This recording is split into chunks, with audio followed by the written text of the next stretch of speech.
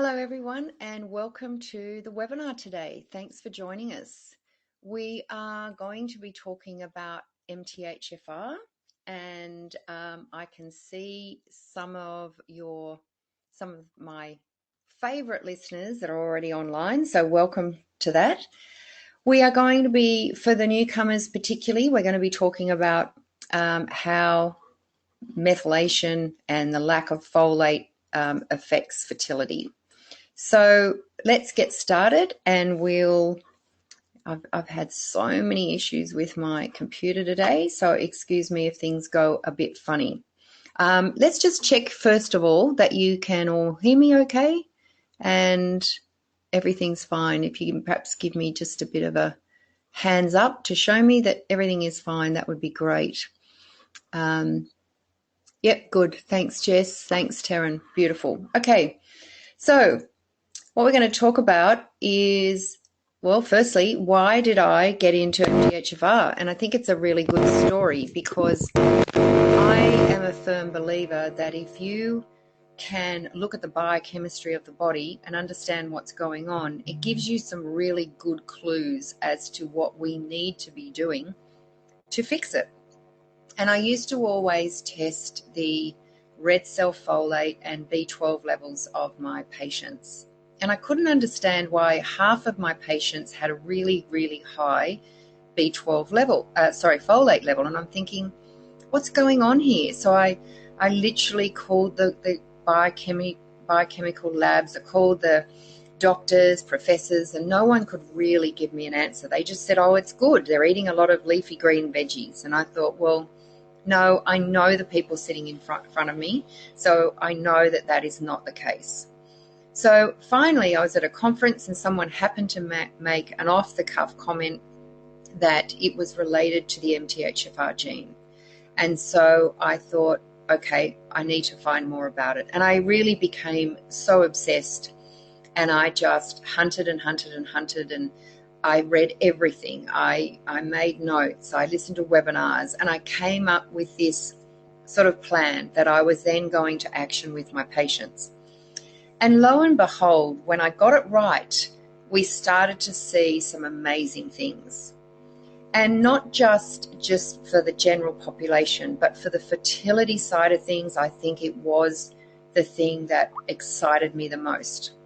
Because many of these women that I was seeing had had multiple miscarriages, they had had failed IVF, and the fertility centres were saying, well, you know, we're just going to really try what we can, but there's little or no hope that you will fall pregnant. And I found that that was really disheartening, not only from my perspective, but certainly from the perspective of the patients. And I think, you know, it just didn't seem like the right thing to say.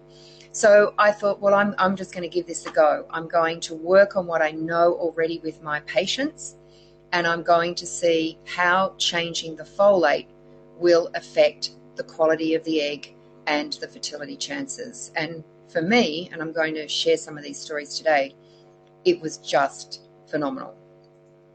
So I guess what we really want to look at is, you know, what are the key issues affecting you? And that's the all-important thing, because every story is different. And some of you, and we're going to have plenty of time for questions, but if you think of a question, just pop it into the question box now, and we can even talk about some of it along the way. So let's just think about you. This is all about you. And maybe you've been trying for quite some time to fall pregnant. Maybe you've never tried, but you know you've got the MTHFR gene and you just want to know what you should do. So, and look, let's face it, the information out there is really quite overwhelming. So we want to be able to put it into perspective and give you key takeaways from this, and then go forward and give you resources to empower you to make some really good decisions. Because I know a lot of you are overseas and maybe you don't have access to the practitioners you want, but I have created the most amazing resources, and my goal over the next 2 years is to empower you all to do what you need to do to make sure you've got that bank of knowledge that you can make informed decisions. So that if someone turns around and says, well, you've got little to no hope of falling pregnant, you can look them in the eye and go, well, you know what, I think perhaps I do. So, and I think that's a really encouraging, powerful thing for women and men who want to fall pregnant and are having difficulty. So if it's within the next 6 months that you're looking to fall pregnant, then really we've got a goal, because preconception is the most important thing when it comes to MTHFR. In fact, any pregnancy, preconception is the most important thing. Why? Because the quality of your eggs and the quality of the sperm depends on what you do in the 4 months leading up to fertility, up to falling pregnant. It is absolutely crucial that all the ducks are in a row and that you have the right nutrients, A, for the quality of the egg, B, for the quality of the sperm. And let's not forget that this is a 50-50 process. We are not talking about just the woman here. At all times, we need to consider the male as well, because it is a 50-50 relationship, and many people forget that. So we've got to make sure that all the nutrients are really good. So we know that folate will affect, the lack of folate will affect a lot of different things. So for example, hormonal imbalances. And, you know, maybe you've got low progesterone, PCOS, endometriosis, whatever it happens to be. We've got to balance that for you to have the ideal preconception protocol, for want of a better word. But most importantly, I think, you know, progesterone is one of those things. If you have estrogen dominance where you are not clearing toxic estrogens, then most women have a tendency to have a low progesterone. If you have a low progesterone, the quality of the endometrium and the implantation of that egg and sperm is going to be affected. So we have to make sure that the estrogen is balanced, because if it's too high, you're going to end up with a whole lot of issues. Ovulation, maybe you're not getting an ovulation, and I think certainly methylation will be affected if you're not ovulating.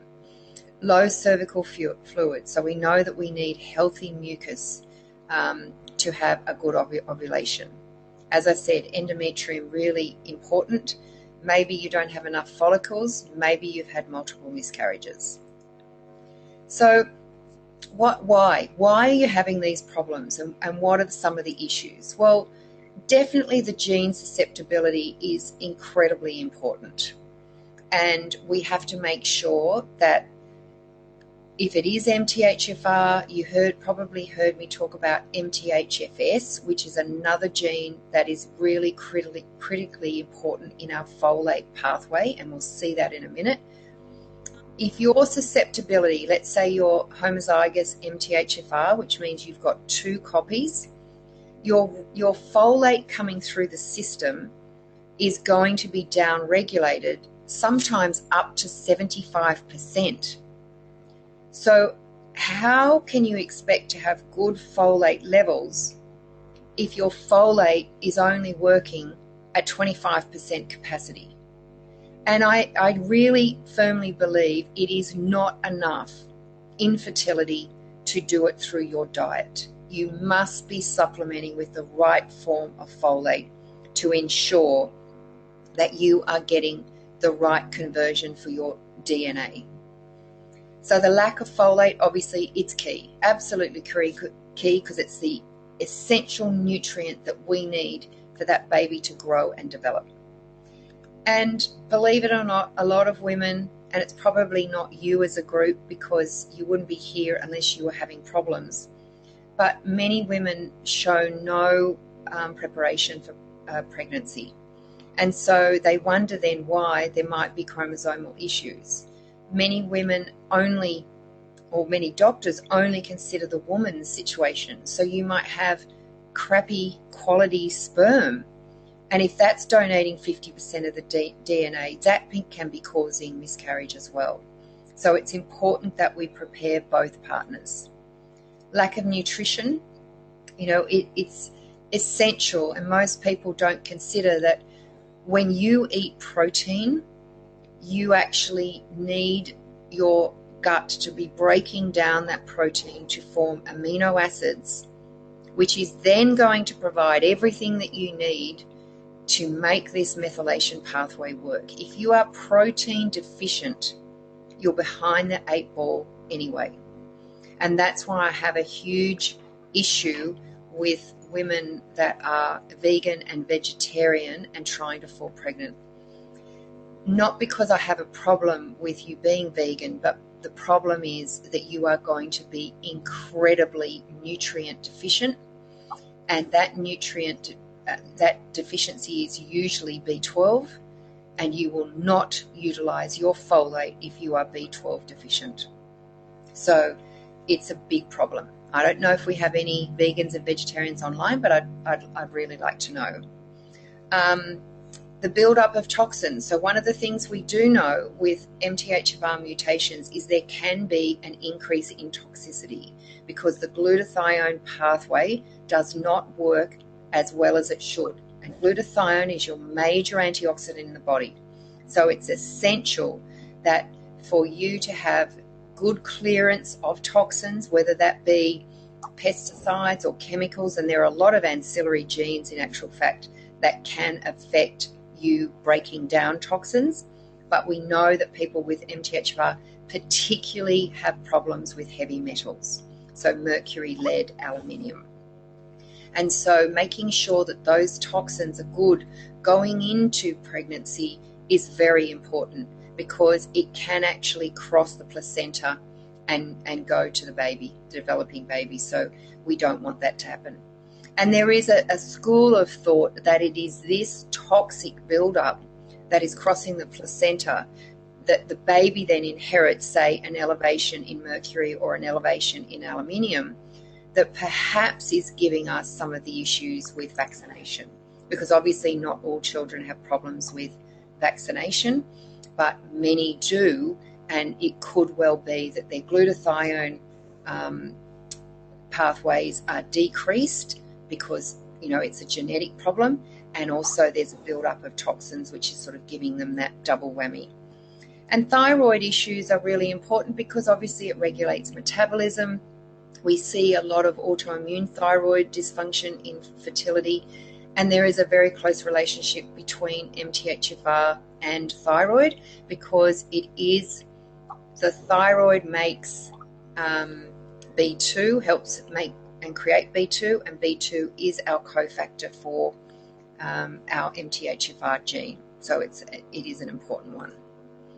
So a lack of folate. We know in the research that it's specifically linked to neural tube defects, low quality sperm, DNA issues, thrombophilia and clotting disorders, autism, ADD, behavioural issues in the baby, allergies, low birth weight.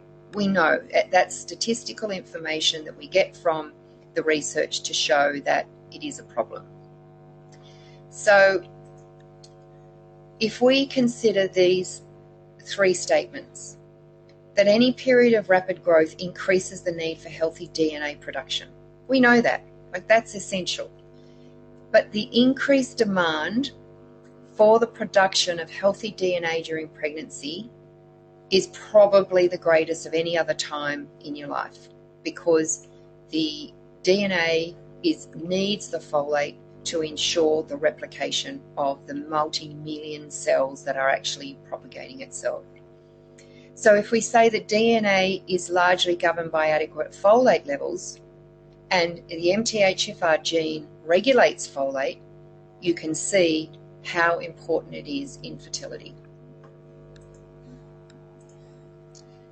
The DNA health and nutrition stores are passed onto the fetus upon conception, along with the MTHFR gene. So the health of both the male and female at conception determines how MTHFR is impacting their body and to what degree this will then impact the baby. So a well-controlled managed MTHFR will affect the health of the fetus much less than an untreated MTHFR. Now, what I mean by that is this. Let's take 2 scenarios, and we suggested this at the very beginning. let's say mum is pregnant with a baby. She's suffering anxiety and depression. She's running around after 2 other kids. She's working at the same time. She's super stressed. She's not getting enough sleep, and she's eating on the run and poorly. The child that is in her womb is going to feel the effect, because it is going to cause environmental stressors on the developing child, so that the MTHFR switches into almost action mode. Okay, we're going to use up more folate. We're going to possibly cause neurological issues, ADD, ADHD, autism, whatever it happens to be. But let's take the second scenario where mum is pregnant, she is doing really well, she's perhaps eased back on work or not working at all. She's calm and relaxed, and she's taking the time to cook really healthy, nutritious meals. She might be doing a bit of yoga, she might be doing a bit of swimming, she might be doing a bit of meditation, and generally she's feeling really good. And you often hear people say, oh, the baby is super, super stressed, just like mum. And I really think that that is the key.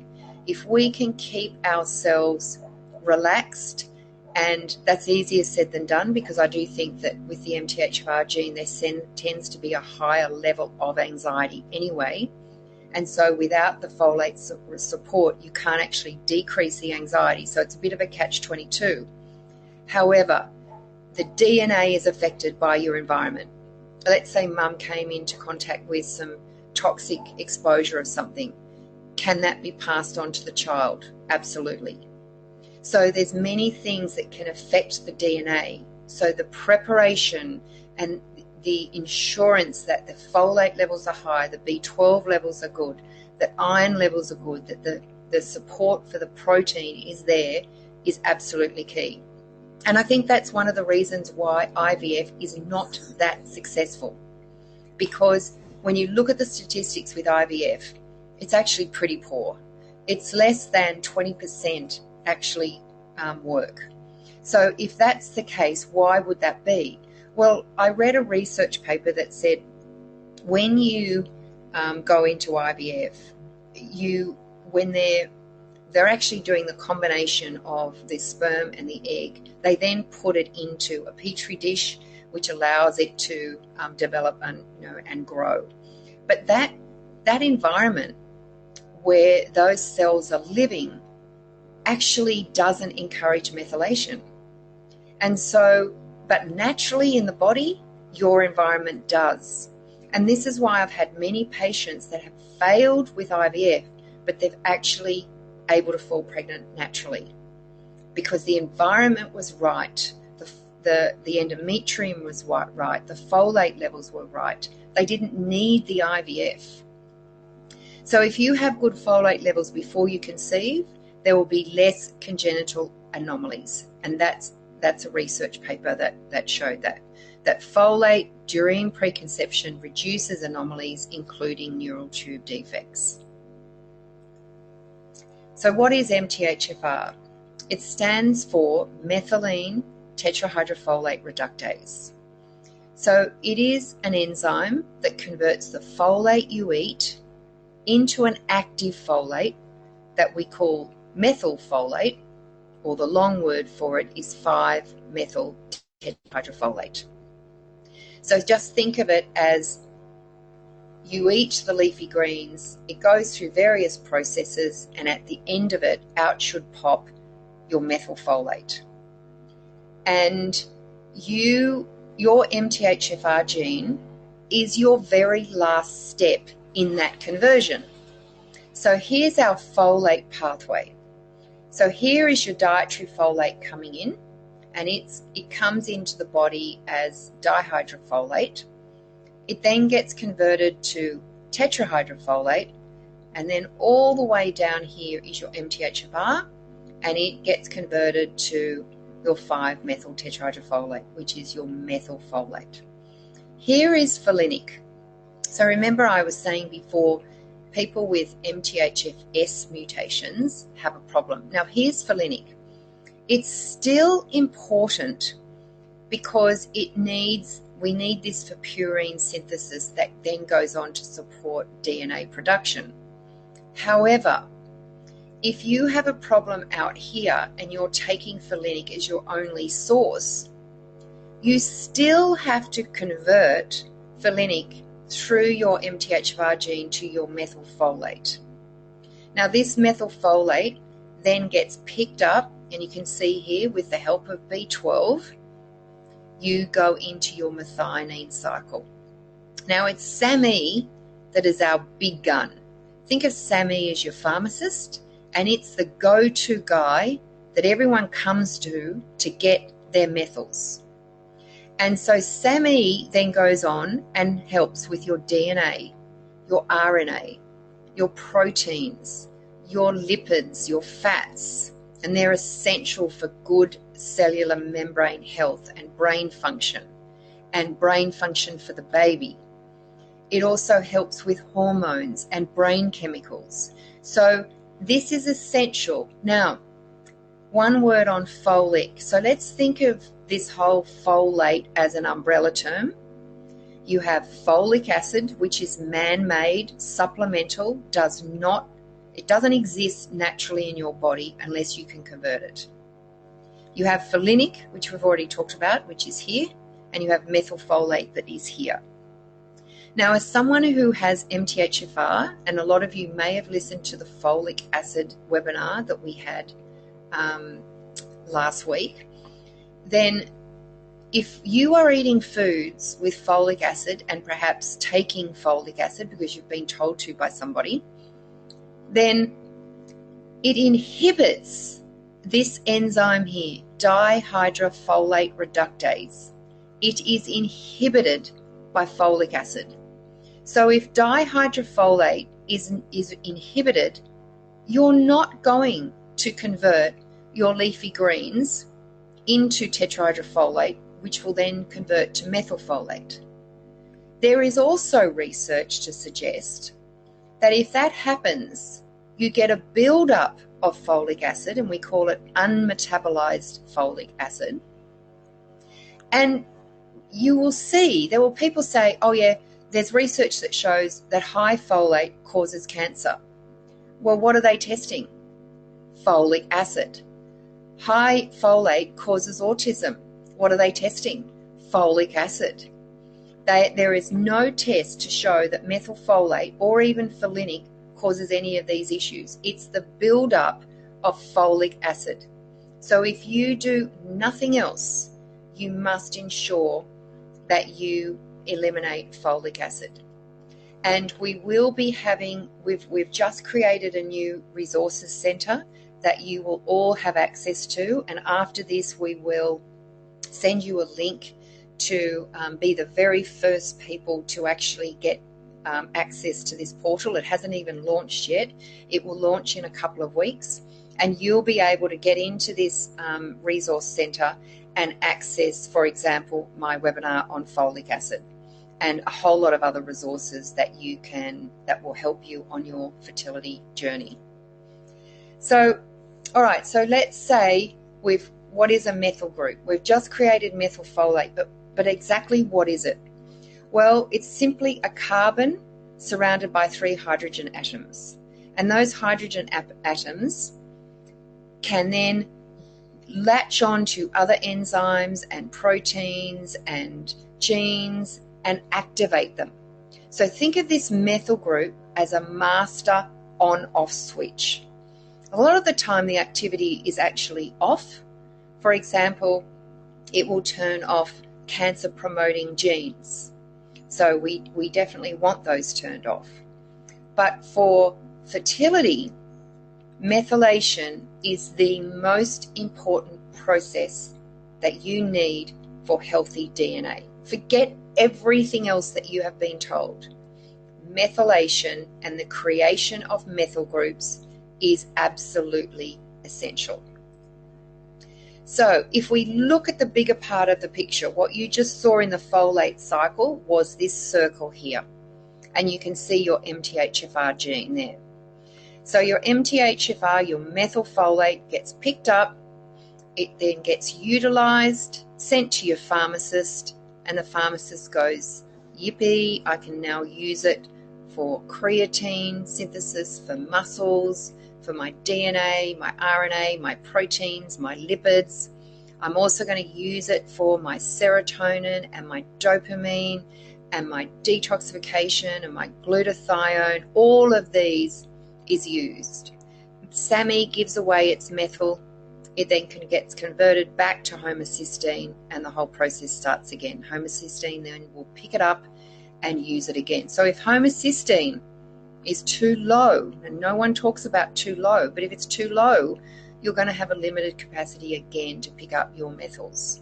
So really, really key pathway, and that's essentially what we're talking when we're talking methylation, is that all these pathways work intimately together, but I believe the linchpin is your ability to create that methylfolate.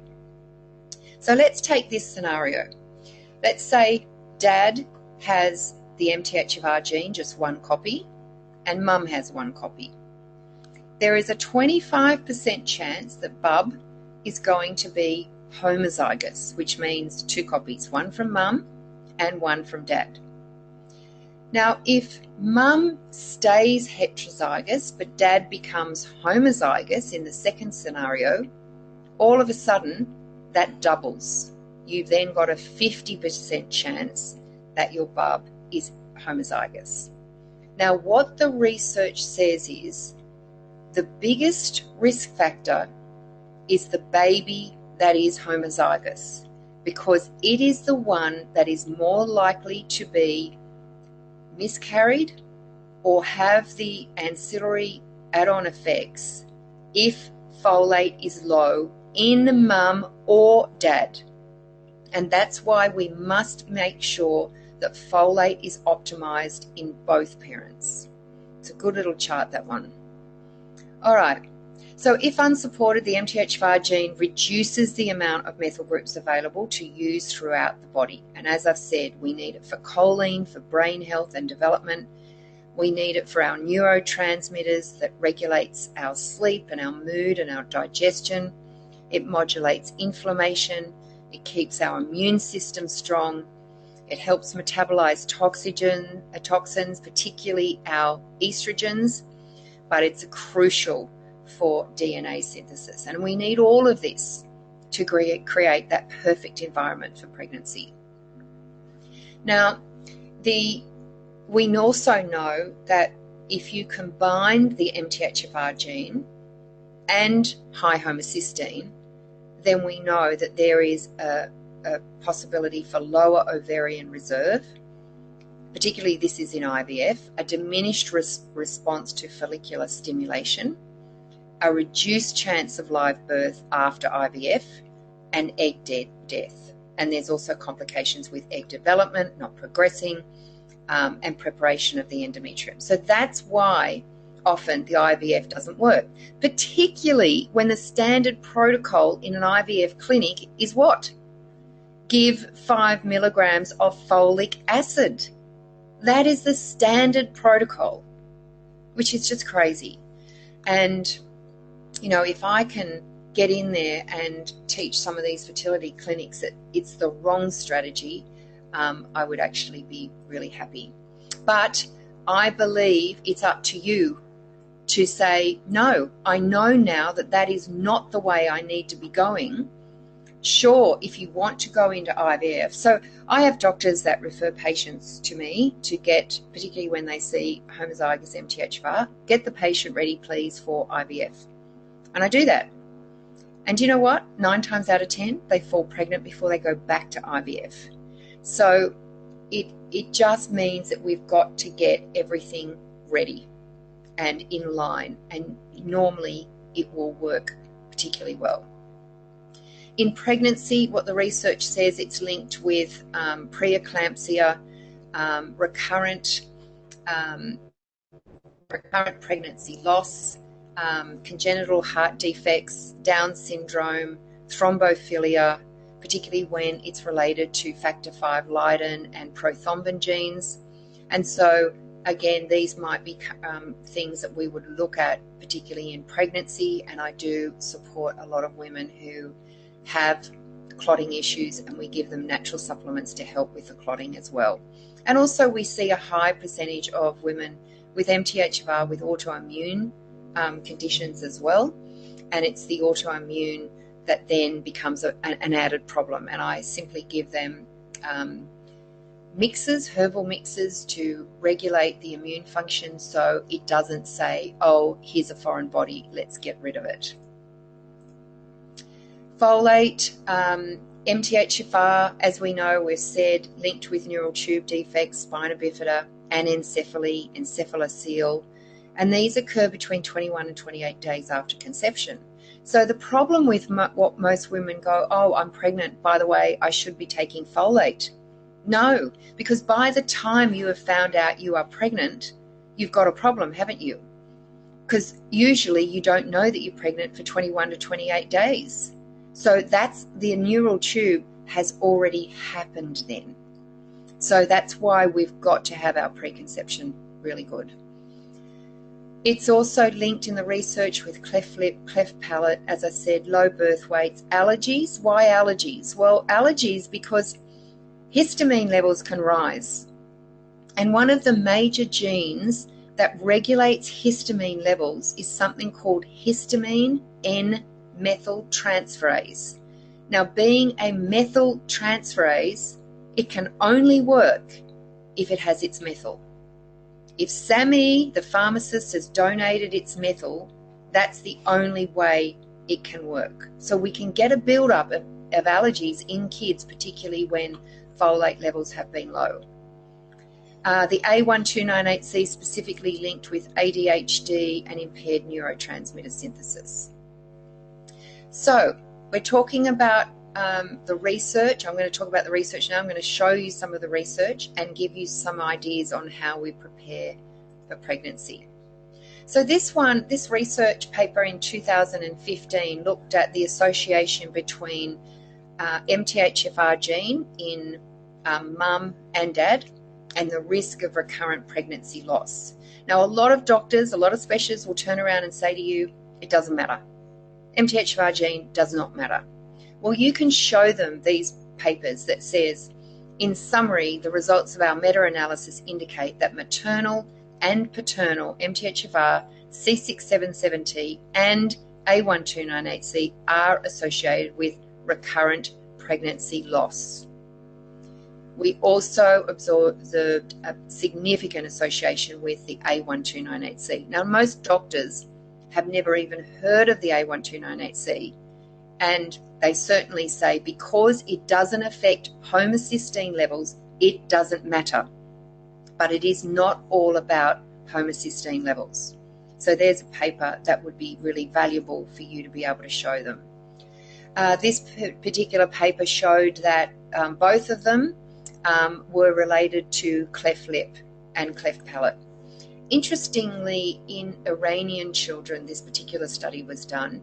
And I think in a lot of these countries where they're doing the research, where they're seeing a lot of it, a lot of them are vegetarian, particularly in Indian populations too. And I think that is a problem because obviously the folate is being affected by a lack of B12. Folic acid supplementation and MTHFR gene in IVF. So it says, conclusion, high folic acid intake and MTHFR gene variations seem not to be associated with helping women achieve pregnancy. Well, yeah. Why do you think that is? Because they're using the wrong form of folate that is shutting down their folate pathway. So I'm not surprised by that whatsoever. And therefore the conclusion is, well, MTHFR doesn't really matter. This one looked at the C677T in couples who had recurrent spontaneous abortions. And this again was done in India. And it said, we noticed a high frequency of MTHFR, specifically the T allele, so that's the 677T. Therefore, the present study indicated the impact of the paternal, and this is dad, of MTHFR screening on couples with recurrent pregnancy loss. So even irrespective of mum, they found that just dad having the MTHFR gene was enough to affect miscarriage. This one, MTHFR gene, looked at 677T and A2198C with Down syndrome.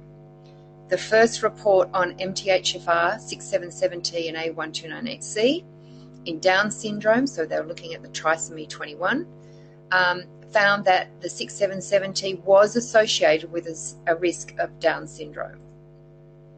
But here's the clincher for me. So this was a study that was done with what was called high-risk patients in an IVF clinic. And they gave them the standard protocol of the 5 milligram of folic acid in the IVF procedure. They then analysed the DNA, and they said the findings show that contrary to expectations, high-dose folic acid supplementation resulted in a global loss of methylation across the sperm epigenome. Loss of methylation was more prominent in those with MTHFR homozygotes. So irrespective of the MTHFR gene, the high-dose folic acid affected normal sperm, so to speak, without the MTHFR gene. They then went on to hypothesize that this is probably affecting neurological behavior in the child. I mean, we've got research like this, but we are not listening to it. So we're going to get to questions in a sec. I don't want to keep you too long, but I just wanted to show you a couple of patients of mine. So Catherine had one child. It took her 10 years with IVF to fall pregnant with the first child. In actual fact, she was one of my first MTHFR patients. She was well into her 30s, like she was late 30s, and she was desperate to have another child, but was actually told by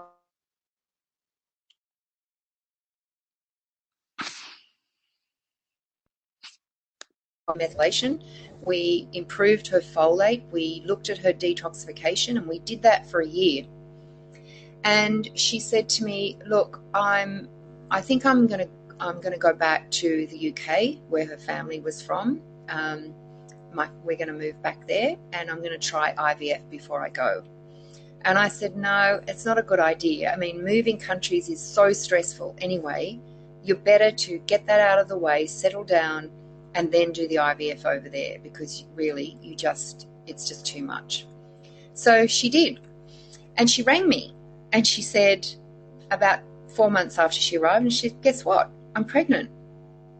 And I said, oh, I didn't realize you went into IVF. She said, no, I didn't.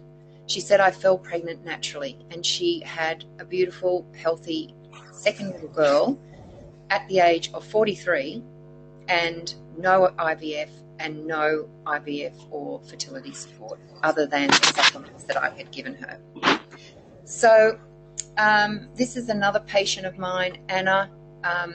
She came to see me early on because she had a lot of health issues, and she didn't even know that she had the MTHFR gene, but she had shocking thyroid function.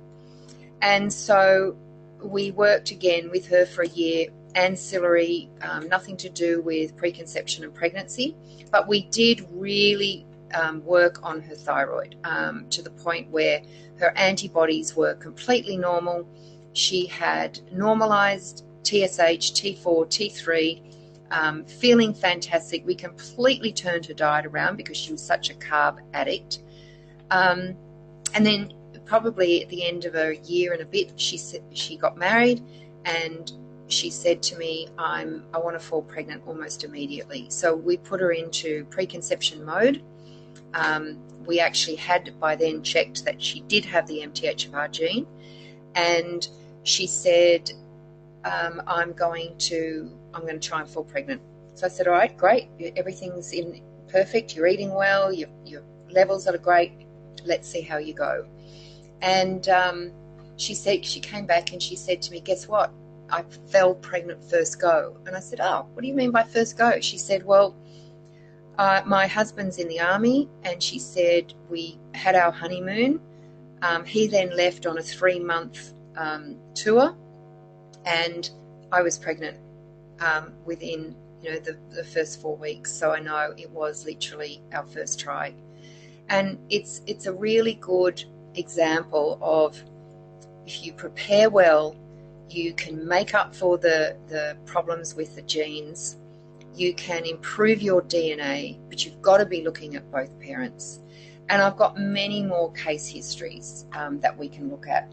But essentially, I think it's really important for you to remember that you can't change your genes. But thankfully, with the epigenetics and the information that we're getting, we know that we can change the way the genes act.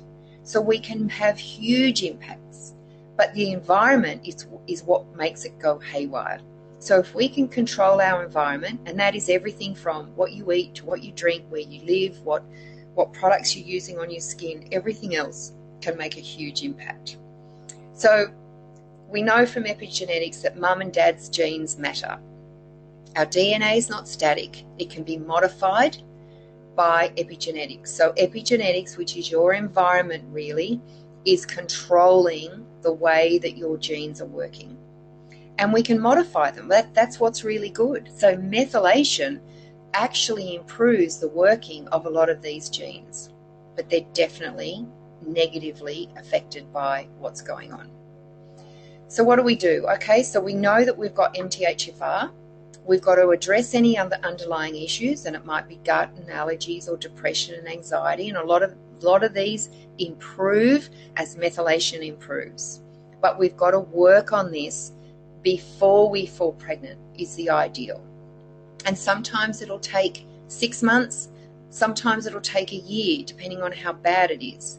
But mostly 6 months is what I'm looking at. We've got to make sure that we're on a gluten-free diet. Now, why is that? Because all bread, by law, has to be fortified with folic acid. All those packages of foods and breakfast cereals have folic acid. So you have to get the folic acid out of your diet. Dairy-free, if you've got autoimmune and there are problems there, definitely have to think about that too. We need to be really good and eat a whole food, low processed diet. Absolutely key. I heard something on the television this morning, a huge study in here in Australia has just been released. You are what you eat. So goodness knows how long that research took, probably a few years, countless thousands of millions of dollars put into that study, and they came out with that. I mean, really? Is that something we don't all know, that you are what you eat, and you are healthier when you eat better food? I mean, the food pyramid is just ridiculous, and most people are in the way they are because of this silly food pyramid. We eat high carbs and low fat. We need high vegetables. We need to modulate our stress because you use your methyls, and so we're going to have a problem if you're using your methyls and you don't have the availability. We need to remove as many environmental and household toxins that we can, and in your back-end portal and the resources section, you're going to have access to all this. Eat organic as you can possibly afford. We need to eat fresh. There are good lists where you can find what's considered to be the dirty dozen list, where the highest pesticides and sprayed foods on the planet, and you can find that at environmentalworkinggroup.org. Don't overcook, don't use a microwave, eat seasonally as you possibly can, because that's great for our immune system. So go to the organic markets, get what you can, and eat well, and eat locally grown. Because if you're eating, let's say, oranges all year round, you can be absolutely assured that half the year they're being bought in container terminals from overseas, and that they've been, refrigerated or cold stored. So we don't want that either. Avoid our saturated fats and toxic fried food because of the fried oils. Use good oils, and it's essential that we have good fat in our diet. Protein, essential for mum and baby, and a lot of women are protein deficient going into pregnancy, which is not good. Again, be careful of the mercury levels in these farmed fish, and obviously toxins, because a lot of them are fed with all sorts of horrible food that has been genetically modified. It's getting harder and harder for us to get good ocean fish, and also avoid soy. These are pretty simple. Make sure you're drinking good filtered water. Exercise, but don't over-exercise, because remember, exercise is going to use your methyls. So if you're a triathlete and you're trying to fall pregnant, not a great idea, because your folate is probably going to be low. And don't be too thin. You need a minimum body fat percentage of 22% to have good hormonal levels. So you really, 99.9% of women will not fall pregnant if their body fat levels fall below 22%. And obviously we've got to get this stress under control. And this, as I said, is a catch-22, because you need the methylation to be working well, not to be stressed, and vice versa. So that is a hard one. Methylfolate, ideal. B12 must be there, and obviously a lot of our other nutrients. We've just launched our Prenatal, which is on our fertility.com site and also on the Australian site, MTHFRsupport.com.au. And that is a methylfolate-based prenatal, and it has the L5-methyl form, which is the ideal, and definitely avoid the folic acid. And we need all these other nutrients, which is in the prenatal. Now, so we put in antioxidants, and one of the things we'll be going through each week in the back end of our resources and our portal is giving you advice on what levels you need depending on your test results. So we're actually going to get you access to tests so you can see this yourself and make sure that you are doing the right thing. Important things to remember is there are other mutations that do affect. So our B12 is affected by MTR and MTRR, by our BCOM01 gene, which is our vitamin A, and really importantly, phosphatidylcholine. Choline is crucial for baby's health. It's crucial for your brain, and it's crucial for the integrity of every cell in your body. We may need extra folate if we have a zygous mutation, and we also definitely need, leading into pregnancy, liver support, glutathione, and antioxidant support. Important thing to remember with methylfolate is you can get too many methyls in the system because you're not utilizing them, and it can cause muscle pain and joint pain, and that's really common. 90% of people get it. But the thing we don't want to happen is an increase in anxiety and a decrease in mood. Some of these others will go, not headaches, vomiting and nausea, but it's the anxiety and the mood you must be aware of, and niacin is your antidote. So really important, and we'll have sessions on this available for your in the resources section, so you can tap into that. There'll be handouts about it, so you know what the antidote is, and you know how to get rid of it if it happens. If it happens, it's usually because detoxification is pretty crappy, gut is a problem, and there can be a lot of other ancillary things. So there's always a reason for it. It just means you might have to take a couple of steps back and deal with the gut or deal with the detoxification issues. So let's go to some questions, and I will start at the top. Okay, so this is from Jess. I'm heterozygous for C6770 and A1298C, and I've been advised to have the preconception Best supplement. Have you heard of it? No, I actually haven't. Is that a US based one, Jess, or is it are you in Australia? No, I haven't. Let me just have a quick look. Best. Okay. Oh, it's Australian and New Zealand. Okay. I don't know what the formula is, Jess, but I'll have a look. I oh yeah, so they've got different formulas. I don't know what the, oh, okay, yes, I have seen it, and it does have methylfolate, I think, in it. I'm pretty sure it does. So if it's got methylfolate, it should be fine.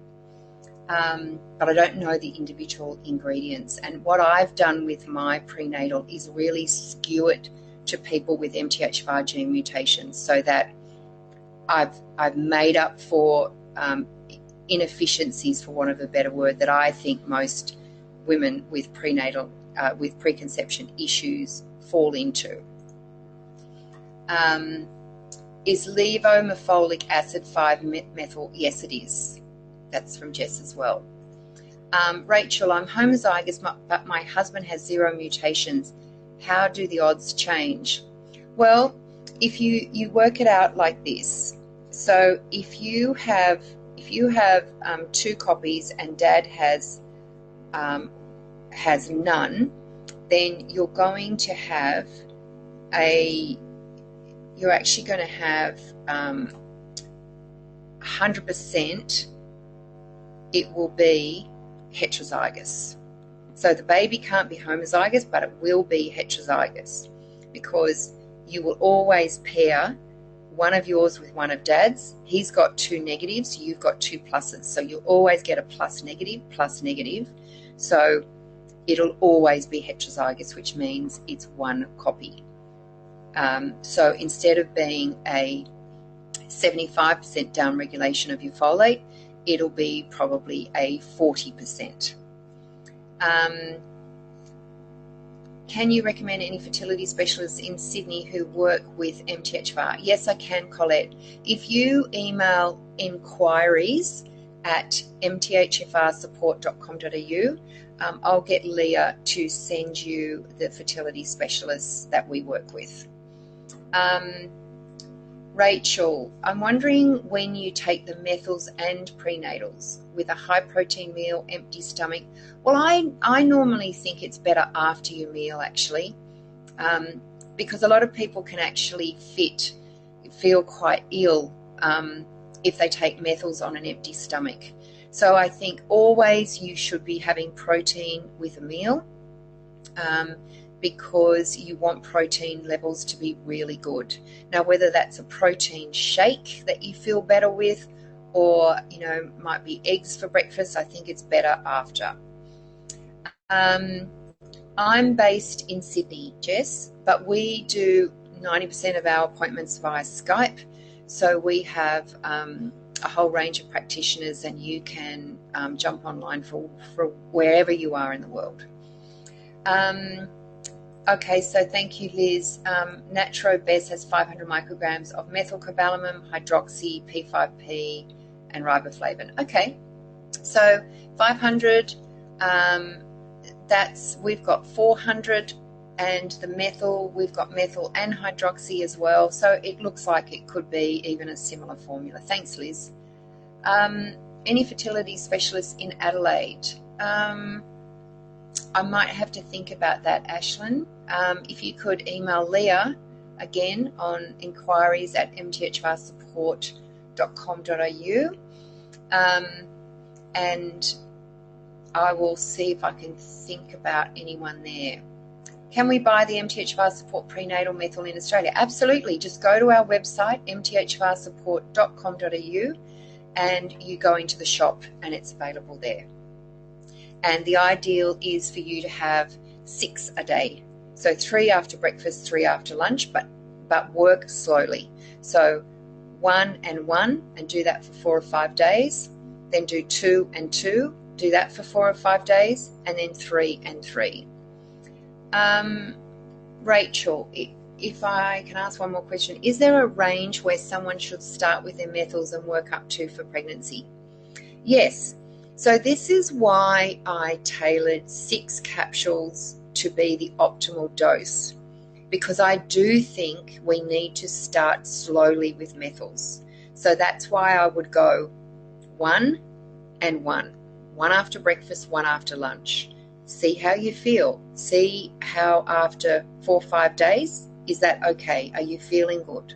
If the answer is yes, then you go up. Now you can step it up 2 and 1, 1 and 1 and 1, 2 and 2, whatever you work on, and then you can keep going up with your methyls after that.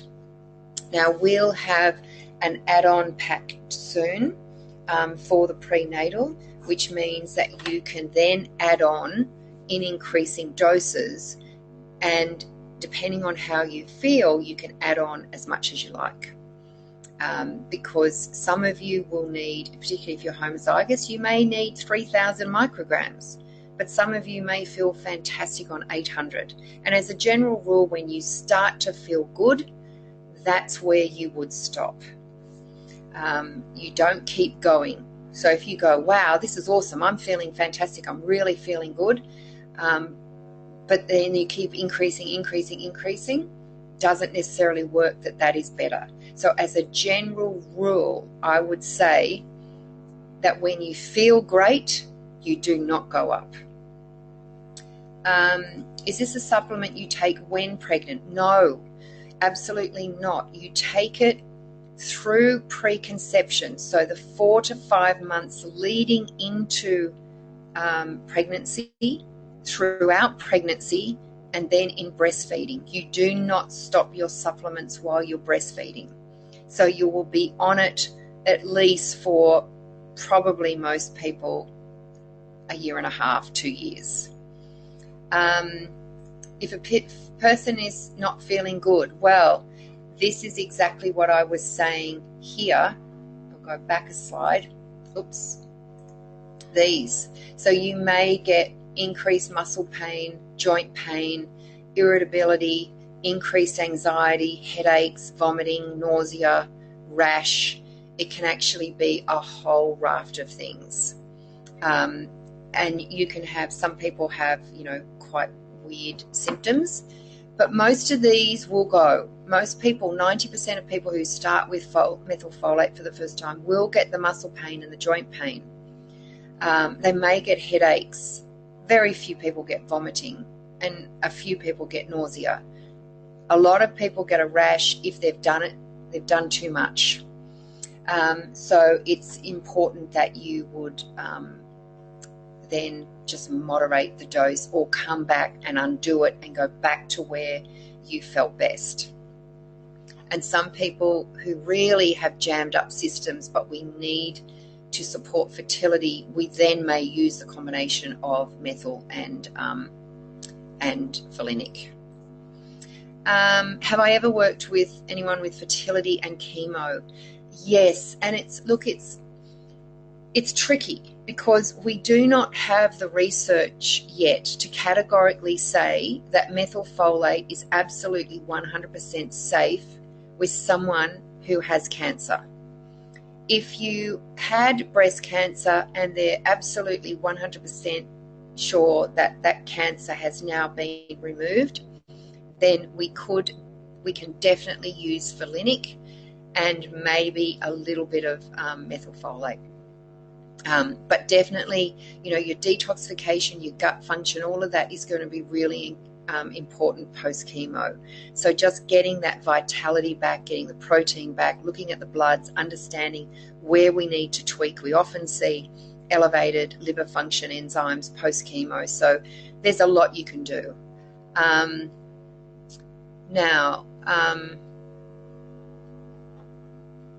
So yes, so Liz, yes, that's what I'm saying. On the supplement, if you are taking the supplement and these are the side effects you're getting, then that could be because you're not utilizing the methyls particularly well, or you've got gut issues or something like that.